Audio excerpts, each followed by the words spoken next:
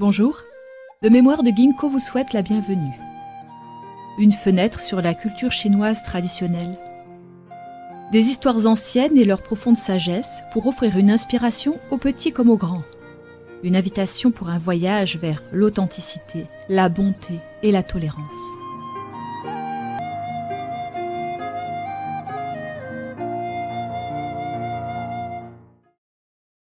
L'art moderne et les habits neufs de l'empereur. Souvent, les réflexions les plus percutantes surviennent juste après la fin d'une interview, lorsque le portable est fermé, que le dispositif d'enregistrement est éteint, et souvent lorsque la conversation s'écarte complètement du sujet. C'est exactement ce qui m'est arrivé l'année dernière. Je venais d'avoir un entretien fascinant à Londres avec une collectionneuse d'art très respectée, issue d'une famille de collectionneurs d'art réputés. Alors que je rangeais mes affaires, mon interlocutrice m'a demandé où j'allais ensuite. J'avais réservé pour voir The Painted Hall de l'Old Royal Naval College de Greenwich. Une magnifique salle de banquet baroque peinte par l'artiste britannique Sir James Thornhill, et qui lui a pris 19 ans à réaliser. La salle a été conçue par l'architecte Sir Christopher Wren. Si vous n'avez jamais entendu parler de cette galerie, vous l'avez peut-être vue à l'écran, car elle est souvent présentée dans des films et des séries télévisées en costume d'époque. Je n'avais pas vu la salle depuis qu'elle avait fait l'objet d'importants travaux de conservation.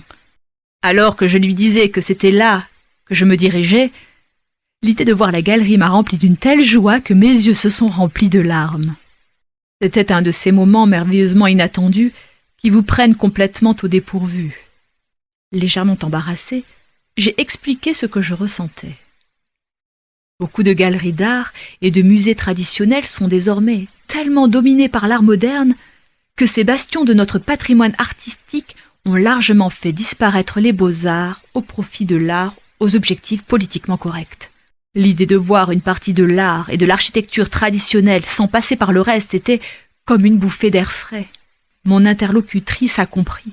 C'est comme dans les habits neufs de l'empereur, a-t-elle dit. Dire la vérité ou sauver la face. Souvenez-vous du déroulement du conte de fées de Hans Christian Andersen. Il était une fois un empereur qui aimait tellement les vêtements neufs qu'il en avait pour toutes les occasions. L'empereur était tellement obsédé par l'achat de nouveaux vêtements qu'il se souciait peu de ses fonctions officielles, à moins qu'il ne puisse profiter de l'occasion pour poser dans sa nouvelle tenue.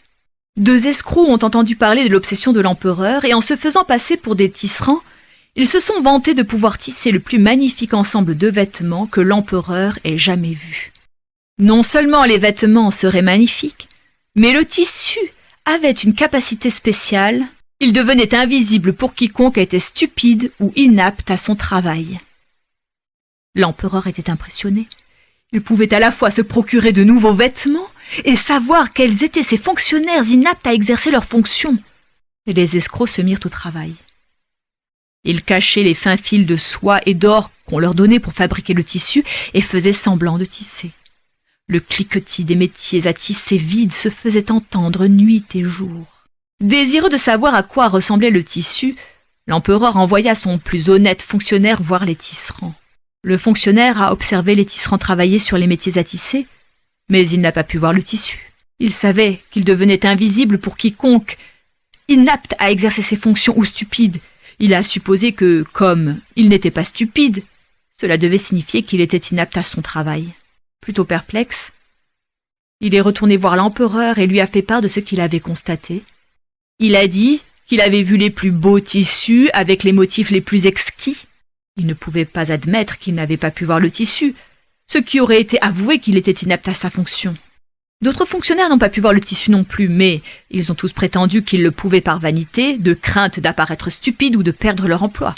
Bien que l'empereur n'ait pas pu voir l'étoffe, parce que tous ses fonctionnaires de confiance avaient dit qu'il pouvait, il a lui aussi convenu que l'étoffe était splendide. Bientôt, tout le monde en ville parlait des superbes nouveaux vêtements de l'empereur et de leur capacité suscitant le désir de chacun de les voir. Une procession a été organisée pour que l'empereur montre à son peuple ses beaux habits neufs. L'empereur s'est déshabillé, et les tisserands ont fait comme s'ils le revêtaient de toutes ces nouvelles parures. Ils ont même dit à ses fonctionnaires que le manteau avait une traîne, que les fonctionnaires ont volontiers fait mine de porter. Alors que l'empereur et son entourage défilaient dans les rues, tous les habitants de la ville l'acclamaient pour célébrer ses beaux habits. Personne n'avait jamais rien vu de tel, et personne ne voulait admettre qu'ils ne pouvaient pas voir les vêtements, parce que cela signifierait qu'ils étaient idiots ou inaptes à leur travail. Dans toute la ville, partout on entendait la même louange. Puis soudain, une petite voix s'est fait entendre. Celle d'un enfant. « Mais l'empereur ne porte aucun vêtement !» Les chuchotements de ce que disait l'enfant se sont répercutés dans toute la ville, réveillant les gens de leurs illusions. L'enfant avait raison. L'empereur ne portait pas de vêtements. L'empereur, même après avoir entendu la vérité de la bouche de son peuple, décida de garder la tête haute et de poursuivre la procession avec ses fonctionnaires continuant la mascarade en tenant haut la traîne du manteau invisible. Ma compréhension de l'analogie faite par mon interlocutrice est que ce n'est pas parce qu'un large consensus de la population croit que quelque chose est juste et bon que cela signifie nécessairement que tel est le cas. L'enfant, dans les habits neufs de l'empereur, s'est exprimé en toute innocence parce que ce qu'il voyait était en conflit avec tous les autres. L'enfant voulait connaître la vérité. L'idée de l'art moderne étant comme les nouveaux habits de l'empereur a vraiment résonné en moi. Exposer les habits neufs de l'empereur. Je croyais que tout est de l'art. Maintenant je comprends mieux. Ma conception provenait d'une révérence sincère envers tous les êtres vivants, donc ce concept apparemment innocent de « tout est de l'art » avait un sens pour moi. Je n'avais pas réalisé cependant que « tout est de l'art » s'aligne sur le travail de l'artiste conceptuel français Marcel Duchamp, qui est souvent associé au mouvement Dada, qui a contribué à catalyser la désacralisation de l'art occidental traditionnel. La manière dont Duchamp a contribué à désacraliser l'art dépasse le cadre de cet article, mais pour en savoir plus, vous pouvez lire le chapitre 11, Désacraliser les arts, de la publication Comment le spectre du communisme gouverne notre monde de The Epoch Times. Duchamp a créé un mouvement anti-art en faisant de l'art qui allait à l'encontre des conventions des pratiques artistiques traditionnelles.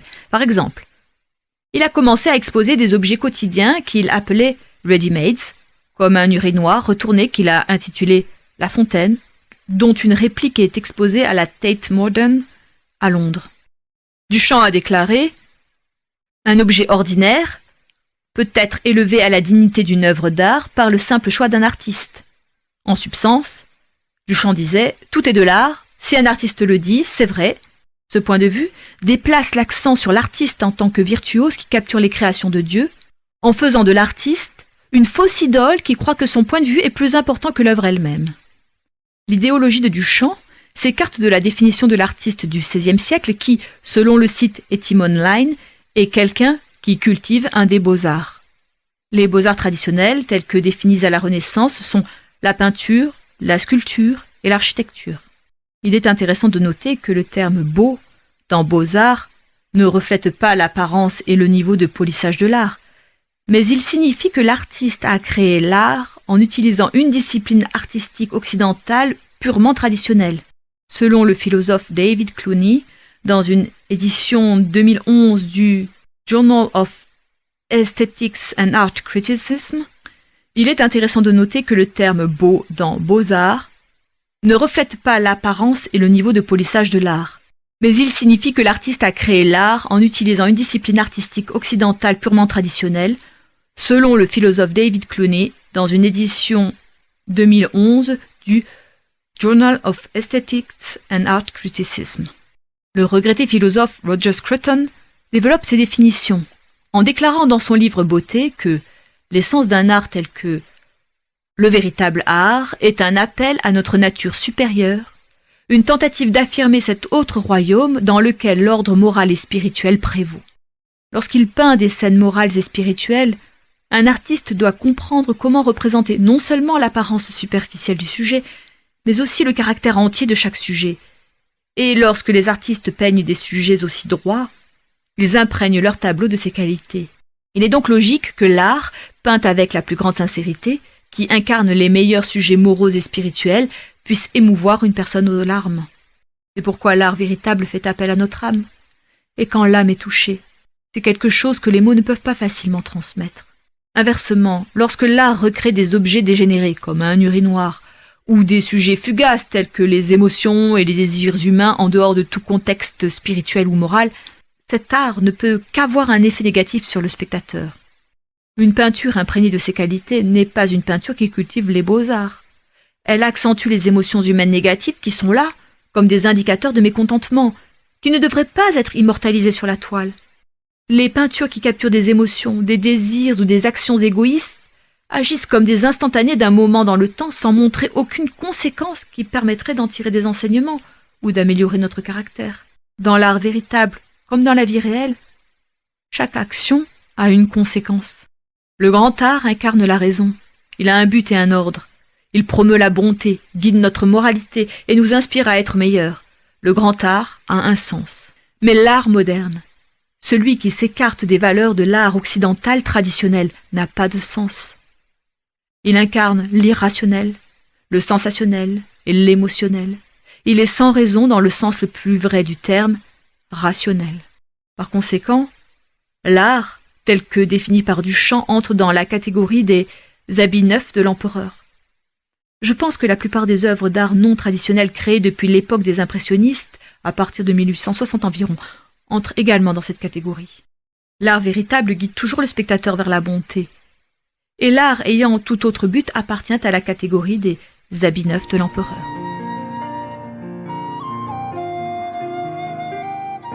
De Mémoire de Ginkgo vous remercie d'avoir écouté ce podcast. Au plaisir de vous retrouver pour d'autres histoires.